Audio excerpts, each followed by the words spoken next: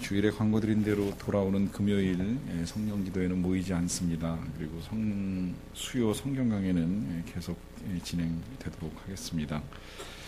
오늘은 창세기 8장 19절부터 9장 2절까지 말씀을 보시겠습니다. 창세기 8장 19절부터 9장 2절까지를 연결해서 봅니다. 8장 19절부터 9장 2절까지 본문을 같이 한 목소리로 받들어 읽겠습니다. 땅 위의 동물 곧 모든 짐승과 모든 기는 것과 모든 새도 그 종류대로 방주에서 나왔더라. 노아가 여호와께 제단을 쌓고 모든 정결한 짐승과 모든 정결한 새 중에서 제물을 취하여 번제로 제단에 드렸더니 여호와께서 그 향기를 받으시고 그 중심에 이르시되 내가 다시는 사람으로 말미암아 땅을 저주하지 아니하리니 이는 사람의 마음에 계획하는 바가 어려서부터 악함이라. 내가 전에 행한 것 같이 모든 생물을 다시 멸하지 아니하리니 땅이 있을 동안에는 심음과 거둠과 추위와 더위와 여름과 겨울과 낮과 밤이 쉬지 아니하리라. 하나님이 노아와 그 아들들에게 복을 주시며 그들에게 이르시되 생육하고 번성하여 땅에 충만하라. 땅의 모든 짐승과 공중의 모든 새와 땅에 기는 모든 것과 바다의 모든 물고기가 너희를 두려워하며 너희를 무서워하리니 이것들은 너희의 손에 붙였음이니라. 아멘.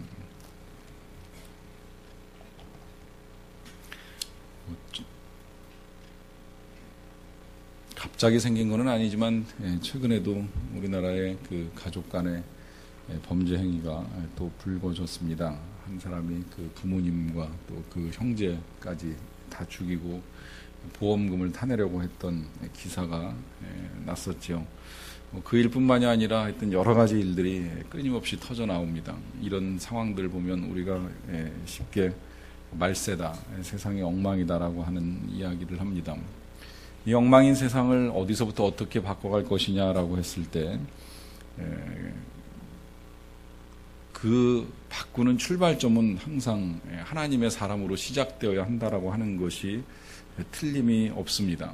하나님께서는 그 옛날 노아의 시대에도 역시 세상은 엉망이었지만 그 가운데 하나님의 말씀을 듣는 한 사람 노아를 통해서 세상을 새롭게 하실 계획을 세우셨기 때문입니다.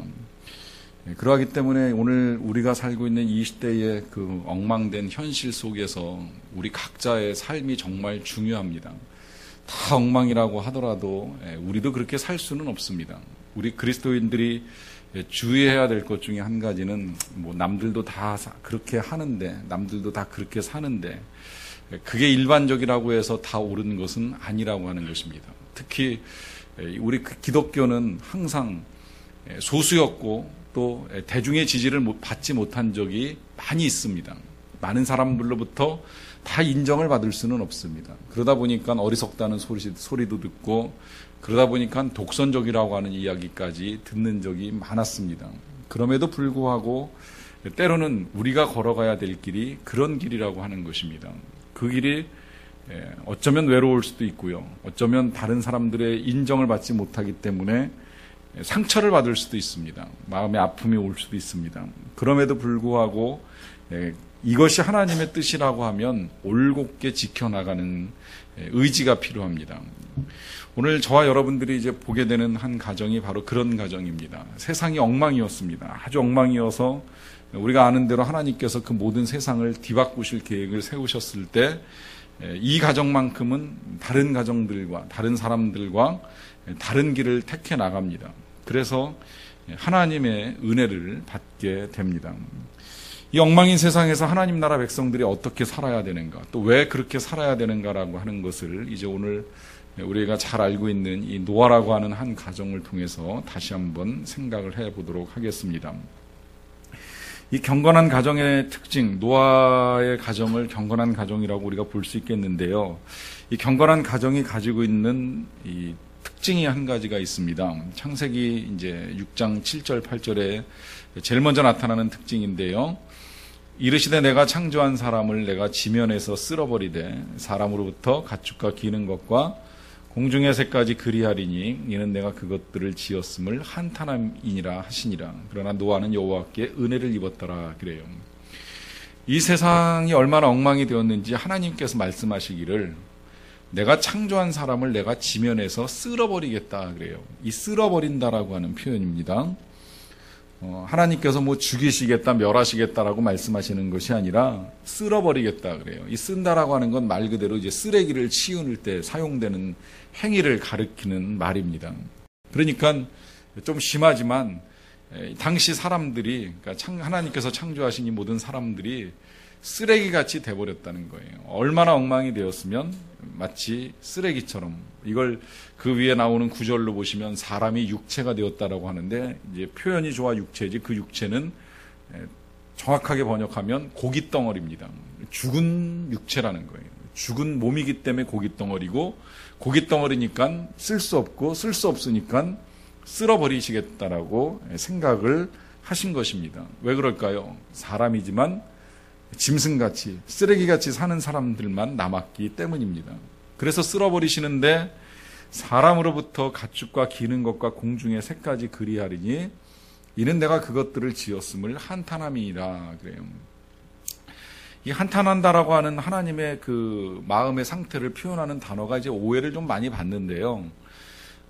히브리어로 인나햄이라고 하는 이 단어가 깊은 한심을 내쉬면서 비통해하는 상태를 말하기는 합니다. 그런데 이것이 마치 그 하나님께서 사람을 지으신 것을 후회하시고 그 일로 인해서 하나님께서 하신 이 창조, 사람의 창조가 마치 실패한 것처럼 보이는 오해가 있는데요.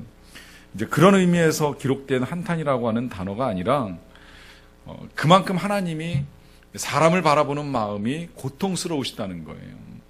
이걸 이제 신학적으로 뭐 신인 동형론이라고 하는 표현을 종종 사용을 하는데, 우리가 하나님을 이해함에 있어서 하나님을 실은 우리가 다 모르지 않습니까? 하나님이 정말 우리와 똑같이 눈, 코, 귀, 입, 손발을 다 가지고 계시는지 아니 가지고 계시는지도 정확하게 모르지만, 이제 우리가 이해하기에 그냥 하나님께서 눈 가지고 보실 것이고 또 뭐 귀 가지고 들으실 것이고 우리처럼 또 코도 있으셔서 뭐 재물을 흠향하신다 할 때 냄새도 맡으실 것이고 향기로운 냄새라고 또 표현도 했으니까요. 그리고 뭐 입이 있어서 말씀하시고 또 손이 있어서 능력을 행하신다 이렇게 생각할 때 그건 우리의 입장에서, 사람의 입장에서 하나님에 대한 이해가 우리와 같을 것이라고 하는 관점을 가지고 이제 하나님에 대한 해석을 내리는 겁니다. 이제 그런 관점에서 하나님이 한탄하셨다라고 하는 이 표현은 창조의 실패가 아니라 하나님의 고통을 우리 인간의 고통과 이제 빗대어서 표현을 하는 거예요. 왜 그렇잖아요. 우리 부모, 우리 사람들도요. 정말 형편없는 사람, 뭐 심지어 그것이 내 자녀라고 하면 그 자녀를 바라볼 때 비통하잖아요. 내가 낳았고 내가 애써서 길렀고 정성을 쏟았는데 그 자녀가 내가 마음에 들지 않는 행동이나 말을 하게 될 때 그 일로 인해서 고통받는 부모의 아픔이라고 하는 건 말할 수 없이 비통하죠. 지금 이제 그런 하나님의 아픔을 이 단어로 표현한 거예요. 인나임이라고 하는 단어를 통해서 하나님이 말할 수 없는 탄식으로 사람을 보시는 거예요. 하나님의 손으로 지으셨지만 쓸어버릴 수밖에 없는 이 인생을 바라보는 아픔이 그만큼 크시다는 거예요.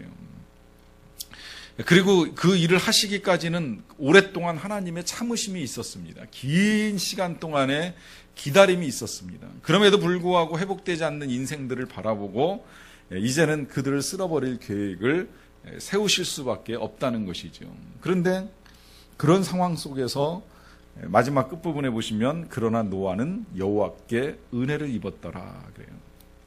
이 노아의 가정에는 하나님의 은혜가 임했습니다. 경건한 가정의 첫 번째 특징인데요. 은혜 받은 가정이라는 거예요. 여기서 은혜는 공로나 자격을 가지기 이전에 이미 하나님께서 이 가정은 특별하게 구별하시기로 작정하셨다고 볼 수 있습니다. 또 다르게 이해를 한다면 이 가정은 그래도 그 엉망인 세상 속에서 하나님의 은혜로 말미암아 하나님을 알고 하나님과 함께 살 수 있고 하나님의 말씀을 들을 수 있는 기회를 가졌다는 거예요. 이것이 경건한 가정에 임하는 첫 번째 특징, 하나님의 은혜가 임하는 것입니다. 그럼 그들이 어떻게 은혜를 입었는가, 그 가정이 어떻게 은혜를 받는가, 이제 이유라고 할 수 있는 거 하나를 더 볼 수 있는데요. 창세기 6장 9절은 이렇게 이제 설명을 해줍니다. 이것이 노아의 족본이라. 노아는 의인이요 당대의 완전한 자라 그는 하나님과 동행하였다 그래요. 몇 가지로 설명이 되어 있어요. 노아에 대해서. 의인이다, 또 완전한 자다, 또 하나님과 동행하였다. 이 신약 성경을 읽어 나가다 보시면 분명하게 이렇게 가르쳐 줍니다. 의인은 없나니 하나도 없음에. 자, 우리 시대에만 없는 것이 아니라 실은 창조 이후로 의인은 단 한 사람도 없습니다. 아담도 그랬고 하와도 그랬고 그의 자녀인 가인도 아벨도 그 누구도 의인이 아닙니다. 노아라고 의인이었을까요? 그러나 이제 여기 노아를 의인이라고 써놓고 나서 보니까 좀 설명을 하기 위해서 덧붙였습니다. 그 당대의 완전한 자라. 이 당대의 완전한 자라고 하는 것은 이 당시의 상황, 엉망인 상황, 모든 사람들이 다 악에 취해서 쓰레기같이 살아가는 이 시대의 사람들 중에는 그래도 그나마 완전한 자라 하는 표현으로 의인이라고 하는 표현을 이제 다시 해석을 했죠. 이제 그렇게 써놓고 나서 보니까 당시 기록의 그 방식을 우리가 조금 이해해야 되는데, 당시는 지우개도 없고요. 그리고 백스페이스를 눌러서 오타를 수정할 수도 없는 그런 시대다 보니까 한 번 쓰고 나면 그냥 계속 써내려갈 수밖에 없어요. 뭐 극적거리고 지우는 것조차도 쉽지 않은 시대이기 때문에 의인이라고 썼다가 설명하기 위해 당대의 완전한 자라고 했는데, 당대의 완전한 자가 도대체 누구냐 이해하기 어려울 수도 있잖아요. 독자로서는 헷갈릴 수 있는 표현이 되니까 그걸 설명하기 위해서 한 번 더 덧붙인 말씀, 그는 하나님과 동행하였다라고 하는 말로 설명을 합니다. 이것이 이제 경건한 사람 또 경건한 가정의 특징인데요. 결국 의롭다 혹은 완전한 자라고 하는 이 소리를 듣는 이유는 하나님과의 동행에 있습니다. 하나님과의 동행. 그리고 이것으로 의롭다고 완전하다라고 하는 설명이 가능한 이유가 있습니다. 왜냐하면 일전에도 이미 이 표현이 사용됐기 때문이에요. 여기서 일전이라고 하는 건 노아 이전 시대에 이 표현을 들었던 사람이 한 사람 있죠. 누구예요? 에녹이라고 하는 사람입니다. 이 에녹은 하나님과 동행하더니 하나님과 데려가심으로 더 이상 땅에 있지 아니하니라. 창세기 5장에 그런 설명이 덧붙여져 있죠. 이 에녹이요, 그렇게 긴 설명을 듣는 사람이 아닙니다. 에녹에 대한 우리의 이해는 그게 전부 다예요. 근데 이제 그 에녹의 삶에 대해서 찬송가에서 옛날 성자 에녹같이 우리들도 천국에 들려 올라갈 때까지 뭐 주와 같이 걷겠네, 이제 이런 찬송가의 가사 때문에 에녹이라는 이름은 우리에게 이제 잘 인식이 됐어요. 그리고 에녹이 어떤 일을 했는지는 그냥 그 한마디로 표현이 됩니다. 하나님과 동행하였다. 여러분 보세요. 성경의 위대한 인물들, 뭐 모세라든지 사무엘이라든지 혹은 엘리야라든지 하는 여러 인물들이 있지 않습니까? 그런 여러 인물들을 경험할 때 이 에녹이라고 하는 사람이 그런 인물들만 못할까요? 더할까요? 더한지는 모르겠지만 못하다고 말할 수는 없습니다. 왜 그럴까요? 에녹도 하나님과 동행하다가 하나님과 함께 하나님의 나라에 들어갔기 때문입니다. 이 사람은 뭐 모세처럼 기적을 행한 것도 아니고 사무엘처럼 권세를 가지고 권능을 가지고 있었던 것도 아니고 엘리야처럼 능력을 행했던 것도 아니에요. 그럼에도 불구하고 그가 이 귀한 영적 인물들의 반열에서 절대 밀리지 않는 이유는 하나님과 동행한 사람이기 때문입니다. 우리가 이 세상에도 왜 그런 사람들 보잖아요. 대단한 능력을 가진 것 같지는 않은데 그의 삶이나 그의 성품, 그의 신앙의 됨됨이를 통하여서 정말 귀하고 대단한 분이다라고 하는 느낌을 주는 분들을 만날 때가 있잖아요. 마치 에녹이 그런 사람이었다고 볼 수 있어요. 근데 그런 평가를 듣는 이유는 딱 한 가지예요. 하나님과의 동행에 있습니다. 이 하나님과의 동행 때문에 에녹도 또 여기 나오는 이 노아도 의인이요 당대의 완전한 자라고 하는 평가를 듣습니다. 결국 경건이라고 하는 건 하나님과의 동행인데요. 자, 그렇다면 이제 이 동행이라고 하는 걸 조금 더 생각을 해보는 겁니다. 동행, 뭘까요? 말 그대로 함께 간다 아닙니까? 갈 행자죠. 함께 간다. 같이 걷는다는 의미를 갖고 있습니다. 누구하고요? 하나님과요. 그럼 하나님과 함께 걷는다는 건 무슨 의미일까요? 그냥 걸어가면 하나님과 걷는 건 아니겠죠. 여기서 같이 걷는다라고 하는 것, 말 그대로 친구처럼 대화하는 것을 의미합니다. 동무가 되는 거예요. 하나님과. 여기서 대화한다는 건 그야말로 하나님께 내가 드릴 말씀이 있으면 낱낱이 아뢰기도 하고, 또 내가 들어야 될 것이 있으면 묻고 듣고 하는 일들이 계속 끊임없이 반복되는 것입니다.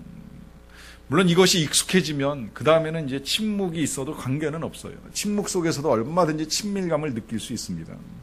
며칠 전에 제 딸이 오래간만에 친구를 만났는데, 요새 뭐 룸카페라고요, 이제 방처럼 돼 있는 카페가 있다 그러더라고요. 거기 들어가서 뭐 이야기하다가 졸려가지고 한 2시간 자다가 이제 또 이야기하다가 그러고 이제 집에 왔다고 그러더라고요. 그래서 기껏 친구 만나가지고 잠을 자고 오냐, 이제 저도 그런 질문을 하기는 했습니다만, 괜찮다는 거예요. 그냥 서로 피곤해가지고 그 전날 뭐 여러 가지 일들로 이제 잠이 부족했는지 서로 피곤해서 이야기하다 좀 쉬자고 생각하고 둘 다 잠이 들었다 그러더라고요. 자, 이런 상태에서 그들의 침묵, 그들의 그 단절된 대화가 친밀감을 깨트리지는 않습니다. 그러나 이제 그건 그만큼의 긴 시간 동안에 대화가 있었기 때문에 침묵의 시간이 가능할 수 있다라고 하는 것이지요. 마찬가지로 하나님과의 동행도 역시 그렇습니다. 긴 시간 동안 하나님과 충분한 대화가 이루어지면 침묵 속에서도 얼마든지 하나님을 느낄 수 있고, 내가 또 하나님께 다 말씀드리지 않아도 하나님이 내게 필요한 것들을 알아서 다 준비해 주시는 걸 충만하게 느끼면서 살아갈 수가 있어요.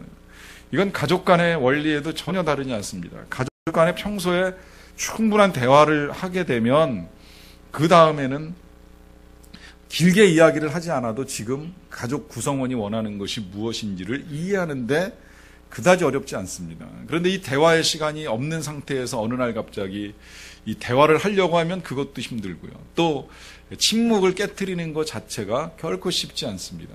이 충분한 대화의 시간이 부족했기 때문에 나타나는 현상입니다. 이제 그런 관점에서 이 노아가 하나님과 동행하였다라고 하는 것은 그런 삶의 시간들이 있었다는 거예요. 하나님께 말씀을 드리고 하나님께 듣는 시간이 있었다는 거죠. 그 증거가 지금 이제 어디에서 나타나느냐면 그 6장 13절에서 하나님께서 노아가 해야 될 일을 아주 상세하게 말씀하세요. 6장 13절을 제가 읽어드릴게요. 하나님이 노아에게 이르시되 모든 혈육 있는 자의 포악함이 땅에 가득함으로 그 끝날이 내 앞에 이르렀으니 내가 그들을 땅과 함께 멸하리라. 너는 고페르나무로 너를 위하여 방주를 만들되 그 안에 칸들을 막고 역청을 그 안팎에 칠하라. 하나님이 말씀하셔요. 뭐라고요? 모든 혈육 있는 자의 포악함이 땅에 가득함으로. 그러니까 이 사람들의 포악함이 이제 땅에 찰 만큼 찼다는 거예요. 더 이상은 어떻게 할 도리가 없을 만큼 인간이 악해질 대로 악해져서 끝날이 내 앞에 이르렀다고. 끝날, 심판날이 하나님 앞에 이르렀다고 하시면서 이제 그들을 멸하시겠다는 거예요. 그때 노아에게 뭐라고 말씀하시냐면 너를 위하여 방주를 만들어라. 그리고 방주 안에 칸들을 다 막고 바깥에다가는 역청, 마치 그 타르 같은 아주 끈적끈적한 것을 발라가지고 이제 물이 새지 않도록 칠하라 하시는 명령이에요. 사실 여기 지금 이제 그 본문의 길이상 제가 14절까지만 딱 기록을 해놨습니다만은 이 뒤로부터 계속 이어져요. 그거 끝나는 것이 아니라 그 다음에 이제 짐승을 한 암수 한 쌍씩 불러다가 이끌어들여라. 이제 물론 이건 노아가 혼자 하진 못했을 것 같아요. 아마 하나님이 보내주셨으리라고 생각을 하는데, 그럴지라도 또 노아가 해야 될 일이 한 가지가 더 있습니다. 그건 뭐냐면 이 모든 짐승들과 노아의 가족들이 1년 이상 먹게 될 양식을 저축하라고 하는 명령이 있어요. 그건 실어 날라야 돼요. 들어 날르든 뭐 짐승에게 실어 날르든 다 안으로 갖다 놓아야만 됩니다. 나 먹을 것만이 아니라 이 모든 짐승들이 먹을 걸 다 준비를 해야 돼요.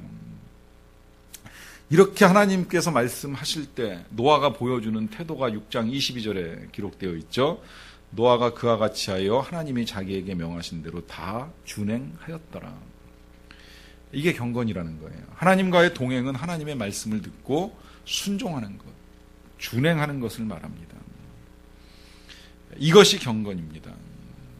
이 순종이 결국 노아와 그 가정의 구원을 이루는 거예요.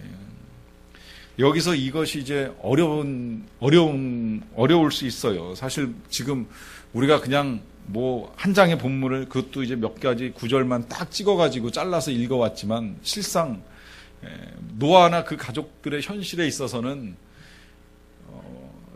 길게는 120년을 잡고요. 짧게는 뭐 한 수십 년, 수년 동안 계속해서 이 배 만드는 일에 매달리는 거예요. 길이가 한 100m, 넓이가 한 30m, 높이가 한 20m 되는 아주 큰 배를 이 8식구가 달라붙어 가지고 짓는 일을 한다고 하면 결코 쉬운 일이 아니죠. 거기다가 뭐 짐승 올려 실어야 되죠. 또 음식 날라다가 저장해야 되죠. 하는 이 모든 일이 어느 것 하나 쉬운 것이 없어요.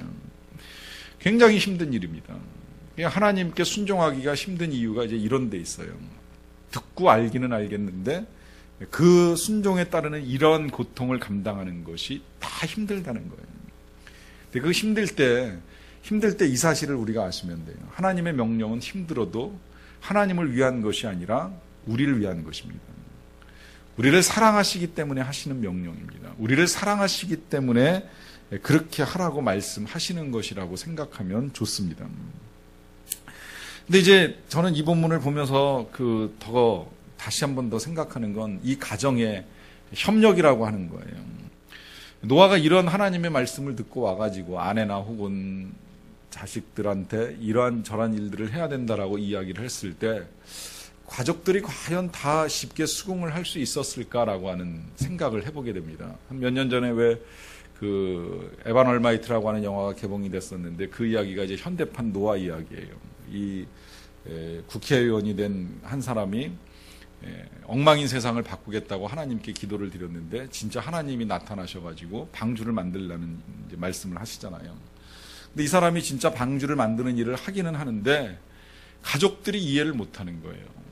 벌건 대낮에 이 나무를 가져다가 배를 만들겠다라고 하니까 그 누구도 이해해 줄 사람이 없는 거죠. 노아도 똑같은 일을 겪었을지 몰라요. 하지만 분명한 건 이 가족들이 함께 협력하고 결국엔 아버지 노아의 말씀을 들었기 때문에 이 가족이 전체가 다 8명이 함께 구원을 받습니다. 이것이 중요하다라고 하는 거예요. 한 집안 안에서 하나님께서 세우신 그 가정의 권위자를 인정하는 것이 필요합니다. 하나님은 그 권위자를 통해서 말씀하실 때가 많이 있습니다. 그 권위자와 함께 하나님의 뜻을 이루어가는 것이 그 가정의 참된 구원을 이루는 일이고 참된 은혜를 얻는 일이 되는 것입니다. 물론 그것조차도 또 마음에 안 드는 일이 있을 수 있어요. 저는 이 노아의 사건을 이렇게 묵상하는 과정 중에 역으로 한번 뒤집어서 생각해 본 적도 있어요. 이 세 아들, 함, 셈, 야벳이라고 하는 이 세 아들이 정말 다 순종했을까? 그 중에 한 명쯤은 조금 아버지에게 반항하는 아들도 있지 않았을까? 왜 이 좋은 날에 우리가 고생하면서 이 일을 해야 되느냐라고 하면서 따질만도 하지 않았을까라고 하는 생각을 해봅니다. 그러나 그럼에도 불구하고 그 자녀가 아버지의 일을 완전히 막아서거나 또 아버지를 거역하지 아니하였고 또 아버지를 떠나지 아니하였기 때문에 이 아들도 방주 안에서 구원을 받고 하나님의 은혜를 누릴 수 있는 그런 가정이 될 수 있었다라고 하는 것입니다. 그런 면에서 이제 경건한 가정의 이 특성 가운데에 하나님의 말씀을 듣고 순종하는 일과 더불어서 그 가족들 간의 이해와 협조가 함께 가고 있다라고 하는 거예요. 그러다 보니까 홍수가 다 끝나고 난 다음에 가서야 이제 배에서 나와가지고 이런 일을 하죠. 창세기 8장 19절. 땅 위의 동물 곧 모든 짐승과 모든 기는 것과 모든 새도 그 종류대로 방주에서 나왔더라. 노아가 그 방주에서 나와가지고 제일 먼저 한 일 뭐예요? 여호와께 제단을 쌓습니다. 무슨 이야기예요? 하나님께 그 은혜를 기억하고 감사하며 예배를 드렸다는 것이겠죠. 예배. 어떻게 제단을 쌓고 정결한 짐승과 정결한 새 중에서 제물을 취하여 번제로 제단에 드립니다. 왜 이런 일을 해요? 나와 보니까 그동안에 같이 살고 있었던 사람들이 다 사라져 버렸어요. 뭐 실제 시체가 보였을지 안 보였을지는 잘 모르겠지만 쓸어버리셨다고 하니까 안 보였을 가능성은 많다고 생각이 드는데요. 뭐 보였든 안 보였든 완전히 다 사라진 세상 속에서 자신들만 살아남은 사실을 발견할 때 얼마나 놀랐을까요? 또 한편 얼마나 감사할까요? 그래도 우리를 살려두신 이유가 있지 않을까라고 생각을 하면서 그들 나름대로의 하나님께 대한 감사를 이렇게 제단으로 예배함으로 표현을 합니다. 여러분, 이것이 경건한 가정의 특성이에요. 수많은 사람들 가운데에서 이 엉망인 세상 속에서 우리를 하나님의 백성으로 삼아주시고 교회로 불러주시고 구원받게 하신 이 은혜, 뭔가 하나님의 특별한 계획이 있지 않을까라고 하면서 예배함이 우리에게 가정들 속에서 나타나야 될 경건의 특성입니다. 그러다 보니까 이제 이 가정에 은혜가 임하는 거예요. 어떤 은혜가 임하느냐? 그 첫 번째 은혜는 뭐 말씀 그대로 구원의 은혜입니다. 하나님의 은혜 가운데 이 가정이 구원을 받습니다. 창세기 7장 1절 말씀, 여호와께서 노아에게 이르시되 너와 네 온 집은 방주로 들어가라. 이 세대에서 네가 내 앞에 의로움을 내가 보았음이니라. 여기서도 하나님 명령하시죠. 방주로 들어가라 하는 명령 한마디 하세요. 이 한마디의 명령이 노아와 그 가족들의 생존이 달려 있습니다. 이 명령에 순종해서 들어가면 살고 안 들어가면 죽는 거예요. 예외가 없어요. 이 명령, 들어가라고 하는 명령은 하나님의 사랑의 명령입니다. 살리기 위한 명령입니다. 하나님의 심판의 때가 이르렀기 때문에 들어가야 산다는 거예요. 이 심판의 때의 명령은 구원을 이루는 명령입니다.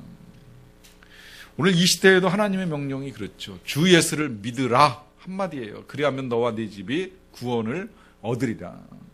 그 명령 거역하고 예수를 우습게 여기고 예수를 안 믿으면 너와 네 집이 멸망을 당할 수밖에 없습니다. 그래서 명령은 사랑입니다. 그 사랑하시는 하나님이 이 가정을 어떻게 보시냐면 의로움으로 보세요. 근데 이게 사실 표현을 이렇게 했지만 정확하게 해석을 하자면 이 가정을 하나님께서 의롭게 여겨주신 거예요.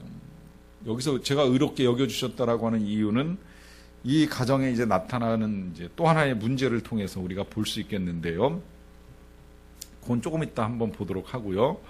자, 그 다음에 이제 경건한 가정에 임하는 두 번째 은혜, 하나님께서 주시는 복을 받습니다. 어떤 복을 받느냐? 창세기 9장 1절 2절 말씀. 하나님이 노아와 그 아들들에게 복을 주시며 그들에게 이르시되 생육하고 번성하여 땅에 충만하라. 땅의 모든 짐승과 공중의 모든 새와 땅에 기는 모든 것과 바다의 모든 물고기가 너희를 두려워하며 너희를 무서워하리니 이것들은 너희의 손에 붙였습니다. 하나님이 주시는 복 뭐예요? 생육하고 번성하고 충만하라고 하는 복을 주십니다. 이게 지금 이제 그냥 표현대로 하면 이제 수가 늘어나는 것에 이제 초점을 맞출 수 있겠는데, 겉으로는 이렇게 표현되어지만 이것이 그냥 생각처럼 그렇게 쉽지 않아요. 그 요새 지난주에 수요일 날 끝나고 가서 잠깐 보니까 뭐 생존이라고 하는 다큐멘터리에서 아프리카에서 이 생존을 위해서 살아가는 사람들 이야기 잠깐 볼 기회가 있었는데, 똑같은 지구상에 살아도요, 생존하고 싶어도 생존할 수 없는, 생존이 안 되면 생육은 꿈도 못 꾸는 거예요. 번성, 충만, 힘들죠. 그러니까 여기서 생육하고 번성하고 충만하라는 이 축복의 말씀은 결국 뭐예요? 건강과 경제적인 은혜를 주실 것에 대한 약속을 주십니다. 살아가는 날 동안에 빈곤하여 줄이지도 않고 어렵지도 않게끔 하나님께서 주시는 복을 누리게 될 것이라고.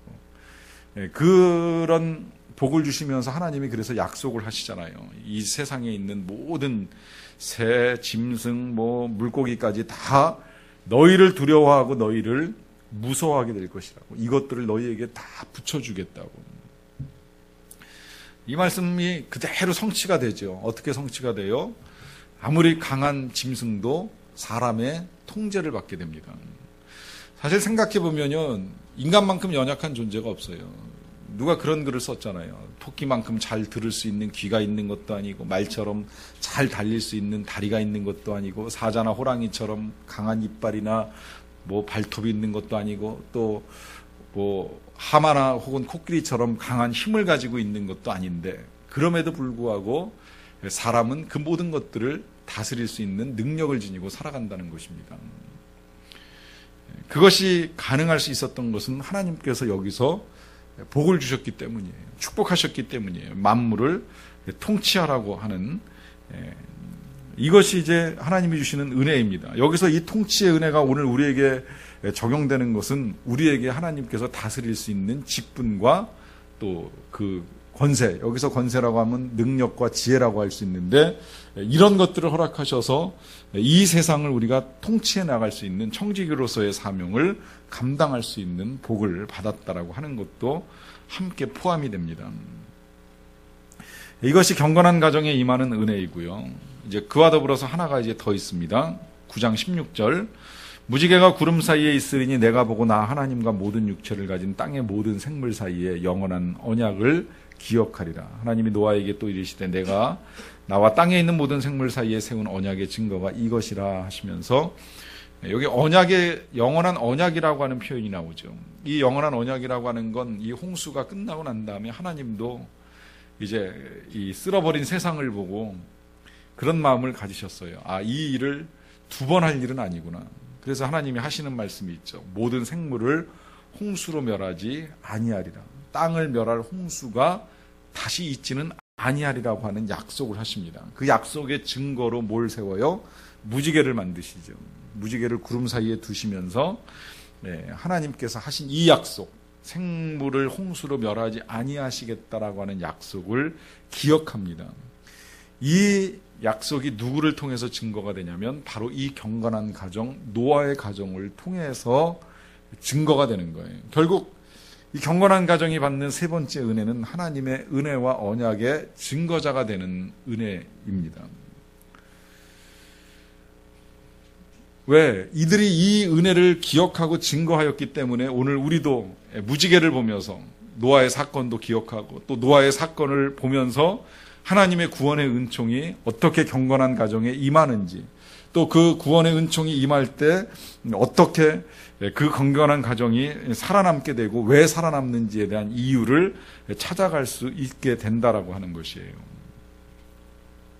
자, 이런 은혜들을 받으면서 노아의 가족은 엉망인 세상 속에서 살아남았습니다. 다 쓸어버리는 이 상황 속에서 이 가정이 유일하게 살아남은 가정으로 이제 이 가정을 통해서 하나님의 역사가 새롭게 시작이 됩니다.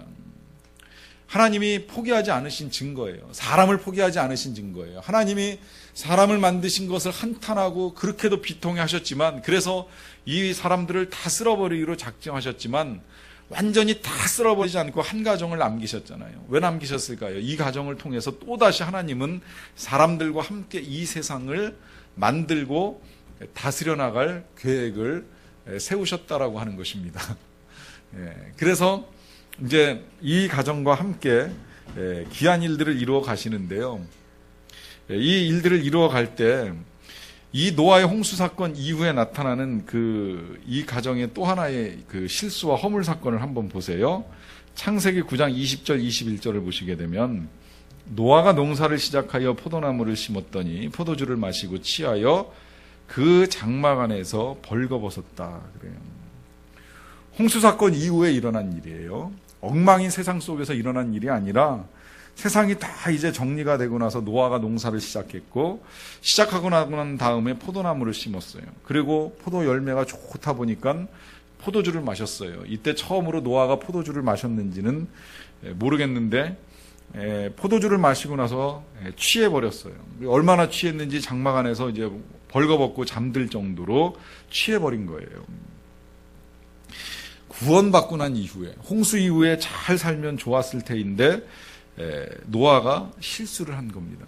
결국 무슨 이야기가 되느냐면 아무리 경건한 가정일지라도 실수나 허물이 없을 수는 없다는 거예요.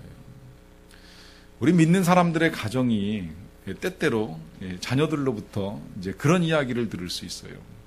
부모님이 교회와 집에서 삶이 다르다. 혹은 뭐 우리가 느끼기에도 우리가 그런 느낌을 가지고 살아갈 수 있어요. 내 삶의 태도가 교회나 집에서 다를 수 있다라고 하는 느낌을 가질 수는 있습니다. 그런데 저는 뭐 그 자체를 부정적으로만 보진 않아요. 물론 집이나 교회나 뭐 직장이나 다 똑같은 모습들을 지니고 나갈 수 있으면 얼마나 좋겠어요. 그러나 제가 지난 시간에도 그 얘기했죠.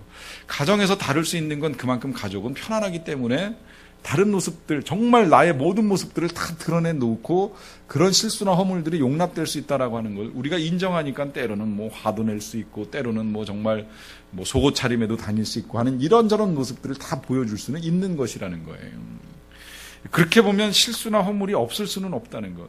이 노아도 앞에 보세요. 이게 앞뒤가 맞아요? 앞에 당대의 의인이요, 완전한 자요, 뭐 이런 표현 들었던 사람이 술 먹고 취해가지고 지금 뻘거벗고 누워있다. 무슨 완전함이 있어요, 여기? 무슨 의로움이 있어요? 그렇게 보면 경건한 가정일지라도 실수나 허물은 있을 수밖에 없다는 거예요. 특히 이제 여기서 만약에 우리가 주의를 한다고 하면 이게 평화의 시대, 심판이 끝나고 난 평화의 시대, 그리고 포도 수확을 잔뜩 하고 난 이 풍요의 시대에 찾아오는 어려움이라고 하는 것입니다. 이 시험에 넘어지는데요. 이 시험에 넘어질 때 우리가 가족으로서 알아야 될 것, 하나님 나라의 가정으로서 알아야 될 것은 이 가족들 간의 그 허물을 덮어줄 수 있어야 된다는 거예요. 네. 여러분, 홍수 사건 이후, 이 포도주 사건 이후에 이 자녀들이 이제 보여주는 태도를 좀 보세요. 두 가지로 나뉘는데요. 창세기 9장 22절부터 23절까지 말씀을 보시게 되면 가나안의 아버지 함이 그의 아버지의 하체를 보고 밖으로 나가서 그의 두 형제에게 알리는 일을 하게 됩니다. 그 얘기를 듣고서 셈과 야벳이 옷을 가져다가 자기들의 어깨에 메고 뒷걸음쳐 들어가서 그들의 아버지의 하체를 덮고 그들의 얼굴을 돌이키고 그들의 아버지의 하체를 보지 아니하였습니다. 세 아들 중에 둘로 나뉘어지죠. 함은 어떻게 해요? 보고서 나가서 알리는 일을 합니다. 반대로 셈과 야벳은 어떻게 해요? 그것을 듣고서 들어가가지고 덮고 안 보는 일을 합니다. 완전히 갈리고 있어요. 무슨 이야기가 될까요? 나중에 뭐 이것 때문에 이제 이 후손들이 어떻게 뭐 나뉘어지는지 하는 이야기는 제가 새벽에 한번 말씀드렸으니까 이제 더 설명 안 드리고 그냥 성경을 참고로 하시면 좋겠지만, 우리가 여기서 분명히 알아야 합니다. 가족들 간에요, 허물을 덮어줄 수 있어야 된다는 거예요. 이 지금 아버지도 완벽한 사람은 아닙니다. 노아가 아무리 뭐 의인 완전한 자라고 하더라도 완벽하지 않았다는 거예요. 그에게서 일어날 수 있는 이 실수가 드러났을 때 지금 이 형제들이 갈리는 이유는 그 아버지의 부끄러움을 알릴 것이냐, 아니면 아버지의 부끄러움을 덮어드리고 아버지를 존중할 것이냐에서 이 가족들의 모습이 드러납니다. 여러분 생각을 해보세요. 이 가정이요, 이렇게 보면 이 가정도 구원받을 만한 조건을 다 갖춘 가정은 분명히 아니었어요. 아버지 노아도 그렇고 아들 함도 그렇고요, 허물이 있었던 사람들입니다. 실수가 있어요. 우리가 이 사실을 인정하자는 거예요. 가족들 간에 실수 없는 사람이 어디 있습니까? 가족들 간에 완벽한 사람이 어디 있습니까? 여기 부모가 되기에 완벽한 조건을 가지고 부모가 된 사람이 어디 있습니까? 그저 살다 보니까 자녀를 낳고 어느 날 아버지가 되고 엄마가 됐고 나서 보니까 아이를 기르면서 양육에 책임을 진 것이죠. 우리가 준비가 충분하고 완벽하게 100점짜리 부모라고 해서 부모 역할을 하는 것은 아니지 않습니까? 그렇게 보면 권위자인 아버지를 인정하고 부모를 인정하는 건 그만큼 중요하다고 하는 거예요. 그리고 또 한 가지 우리가 잊지 말아야 될 사실이 한 가지가 있습니다. 이 불완전한 가정, 어떻게 보면 노아도 완벽하지 않고 그 아들들도 완벽하지 아니한 이 가정을 통해서 하나님은 새로운 하나님의 일들, 하나님의 역사를 진행시켜 나갈 계획을 세우셨다라고 하는 것입니다. 최근에 개봉했던 영화 중에 그 타워라고 하는 영화에 보면 이제 명장면, 명대사가 나오는데요. 이 불이 난 빌딩에 구호 활동을 하기 위해서 들어간 소방관 한 사람이 여러 가지 그 돌더미에 깔려가지고 이제 빠져나오기가 힘든 상황 속에서 한 소방관이 그 사람을 이제 구해내는 일을 해요. 근데 거기서 시간을 지체하다 보면 불길에 휩싸여서 둘 다 죽을지도 모른다라고 하는 생각이 드니까 갇혀 있었던 사람이 그런 말을 하잖아요. 그냥 날 내버려 두고 빨리 빠져나가시라고. 선배님만이라도 빨리 빠져나가셨으면 좋겠다는 이야기를 합니다. 그때 그 사람이 그 한 사람을 건지면서 하는 말이 있죠. 너 한 사람 때문에 너를 살리는 것이 아니라 이후에 네가 살리게 될 수많은 사람들을 위하여 너를 살려내려고 하는 것이다. 여러분, 우리가 하나님께 은혜를 받고 구원을 받고 경건한 가정을 이루고 살아가는 이유는 바로 여기 있습니다. 우리 한 사람이 잘난 것도 아니고 우리 한 사람만을 살리기 위한 것이 아니라는 거예요. 우리를 통해서 또 우리 각 가정을 통해서 이루기를 원하시는 하나님의 거룩하신 뜻이 있습니다. 우리를 통해서 많은 영혼들을 살리기를 원하십니다. 이 일을 위해서 우리가 부족할지라도, 우리가 노아 같고 함같이 연약한 인생들이라고 할지라도 하나님은 우리를 구원하시기를 기뻐하셨습니다. 그러하기 때문에 우리가 부족할지라도 가족 간에는 허물을 덮고 부족한 우리의 가정이 하나님의 더 큰 역사와 하나님의 일들을 위하여 쓰임받기를 소망하며 나아가셔야만 합니다. 그렇게 쓰임받기를 간절히 축원합니다.